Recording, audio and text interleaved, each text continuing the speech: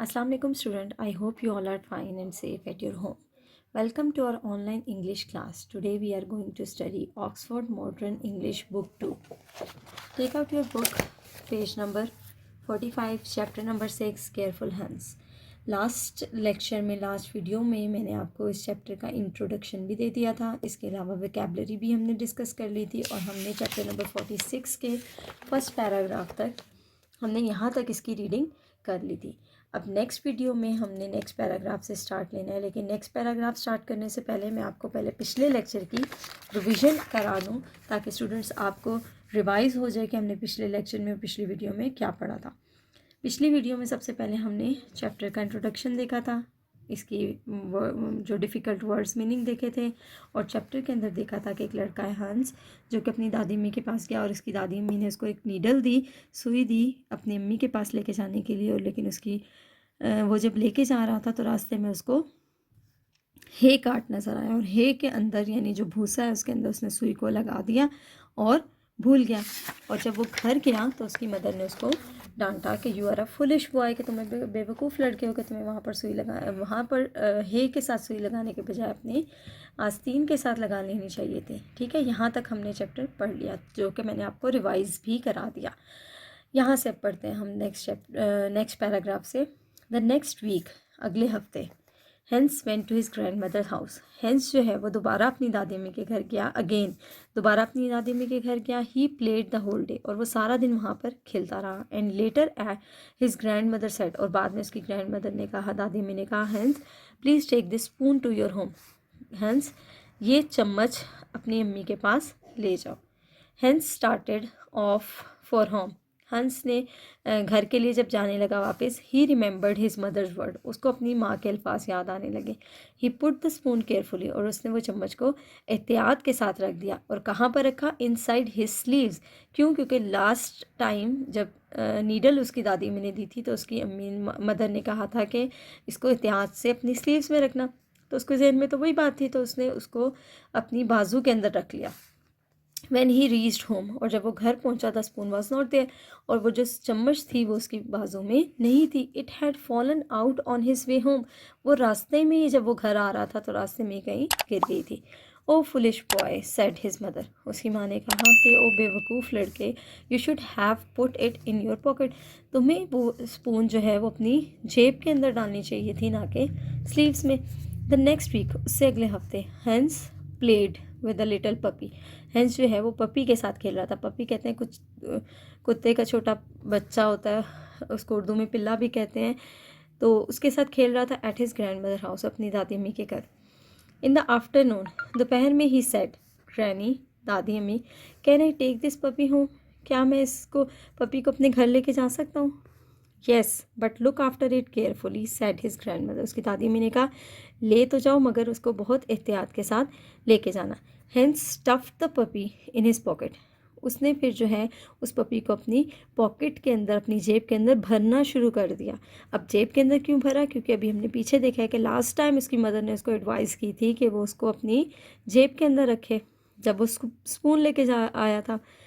When he took the puppy out at home it did not move, और जब वो उसने उसको अपनी पॉकेट के अंदर रखा और वो अपने घर लेके आया तो वो बिल्कुल भी मूव नहीं कर रहा था, वो बिल्कुल भी चल नहीं रहा था। क्यों? क्योंकि पॉकेट का साइज़ जो होता है वो बहुत छोटा होता है, जैसा कि आप पिक्चर के अंदर भी देख रहे हैं कि हेंस पपी को पॉकेट के अंदर डालने की कोशिश कर रहा है और पॉकेट का साइज़ छोटा है और पपी को वो उसके अंदर भर रहा है, जिसकी वजह से, क्योंकि जो लिविंग थिंग्स होती हैं, लिविंग थिंग्स को आप अगर इस तरह से पैक कर दें बिल्कुल, तो वो सांस नहीं ले सकती, तो इस वजह से वो यहाँ पर मूव नहीं कर रहा था। Oh no what have you done, oh ये तुमने क्या किया? क्राइड हिज मदर, उसकी माँ जो है वो चिल्लाई। I put it in my pocket like you told me to said Hans, Hans ने कहा कि मैंने इसको अपनी जेब में रखने की कोशिश की जैसे कि आपने मुझे बताया था last time. After a few seconds the puppy open eyes, कुछ देर बाद पपी ने आँख खोली। यू आर फुलिश हंस सेड हिज मदर, उसकी मदर ने कहा कि तुम एक बेवकूफ़ हो। You should have pulled it along with a string, और तुम्हें इसको एक रस्सी के साथ बांध के खींच कर लेके आना चाहिए था। द नेक्स्ट वीक, अगले हफ्ते, Hans took the puppy to his grand mother house, Hans जो है वो पपी को लेकर अपनी दादी अम्मी के घर आया। आफ्टर टी चाय पीने के बाद his grand mother gave him a piece of meat, उसकी दादी अम्मी ने उसको एक गोश्त का टुकड़ा दिया। So let's move on to next page, page number 47। Hence tied the meat with a string and dragged it along behind him। अब यहाँ पर ऊपर पिक्चर भी उन्होंने बना के आप लोगों को समझाने के लिए बताई हुई है कि हैंस ने क्या किया, एक स्ट्रिंग के साथ उस गोश्त के टुकड़े को बांधा और उसको ड्रैग का हमने वोकैबलरी में मीनिंग देखा था कि ड्रैग कहते हैं घसीटने को, वो उसको अपने साथ बांध के घसीट कर लेके जा रहा था। The puppy followed Hans, puppy भी उसका पीछा कर रहा था। निबलिंग द मीट, निबलिंग का हमने क्या मीनिंग पढ़ा था, जो वोकैबलरी है, वोकैबलरी में हमने देखा था निबलिंग का मतलब होता है कुतर कुतर के खाना। तो जो पपी उसके पीछे आ रहा था उसने वो गोश्त को कुतर कुतर कर खाना शुरू कर दिया, क्योंकि हंस को तो नहीं पता चला, हंस तो आगे देख के जा रहा था। तो पपी कुतर कुतर के गोश्त का टुकड़ा खा रहा था। When Hans got home he had no meat, और जब हंस घर पहुंचा तो उसको पास कोई गोश्त का टुकड़ा नहीं था। क्यों नहीं था? क्योंकि पपी ने वो कुतर कुतर के खा लिया था। You should have put it in a piece of paper, तो and put the packet on your head, said his mother. उसकी माँ ने कहा कि तुम्हें ये जो है गोश्त का टुकड़ा एक कागज़ के टुकड़े पर रख कर अपनी पॉकेट में रख ले, and put the packet on your head, और तुम्हें ये पैकेट अपने सर पे रख लेना चाहिए था। द नेक्स्ट वीक, अगले हफ्ते, Hans grand mother gave him some butter, उसकी दादी अम्मी ने उसको मक्खन दिया। Hans wrap the butter, Hans ने वो जो मक्खन था उसको रैप किया, उसको लपेटा इन सम पेपर, किसी पेपर के अंदर, कागज़ के अंदर, and put the packet on his head, और उसने उसको अपने सर पर रख लिया। व्हेन ही रीच्ड होम, और जब वो घर पहुंचा, his mother looked at him, और उसकी माँ ने उसको देखा, एंड क्राइड, और चिल्लाई, what is all that yellow stuff on your head and back, कि ये जो सर पर पीला सा मवाद है वो तुम्हारे सर पर क्या है और बैक पर, कमर पर।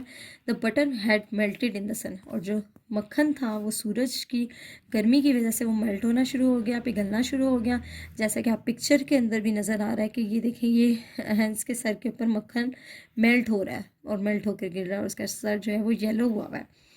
You are a foolish boy, तुम एक बेवकूफ़ लड़के हो, सेड हिज मदर, उसकी मदर ने कहा। तो यहाँ तक जो है ना वो हमारा चैप्टर ख़त्म हो गया। इसके अंदर जो डिफरेंट मीनिंग्स हैं, वर्ड्स यूज़ हुए हैं, उसके मीनिंग्स मैं आपको दिखा देती हूँ। होल डे, पूरा दिन। स्पून, चम्मच। स्टार्टेड ऑफ, चलना शुरू किया। रिमेंबर्ड, याद रखना। फॉलन आउट, बाहर गिर गया। पॉकेट, जेब। लिटिल पपी, छोटा पिल्ला। स्टफ, ठूंस कर भरना। स्ट्रिंग, रस्सी। पीस ऑफ मीट, गोश्त का टुकड़ा। टाइड, बांधना। ड्रैग्ड, घसीटना। निबल्ड, कुतर कुतर कर खाना। पैकेट, बटर, मक्खन। रैप्ड, किसी चीज़ में लिपटा हुआ। क्राइड आउट, चिल्लाना। स्टफ, मवाद। मेल्टेड, पिघल जाना। तो ये तो सारे इसके अंदर जो डिफरेंट वर्ड्स यूज़ हो रहे थे हमने उसके मीनिंग्स देख लिए। तो स्टूडेंट्स, यहाँ तक हमारा जो है चैप्टर वो ख़त्म हो गया। अब हमने इस चैप्टर में सबसे पहली चीज़ हम ये देखेंगे कि इस चैप्टर में हमने इसका मेन थीम क्या था, इसके अंदर हमने क्या सीखा, कि इसके अंदर किस चीज़ के बारे में बताया हुआ है। तो हैंस जो है इसमें ये बताया हुआ है कि एक बेवकूफ़ लड़का है, क्योंकि उसको जो काम कहा जाता है वो उसको नेक्स्ट टाइम भी उसको अपना दिमाग यूज़ करके, कि अपनी अकल यूज़ करके, कि उसने किस चीज़ को किस तरह से कैरी करना है उस तरह से वो नहीं कर रहा। तो आज ही आपका चैप्टर कंप्लीट हो गया। नेक्स्ट वीडियो में जो है वो हम इसकी एक्सरसाइज देखेंगे।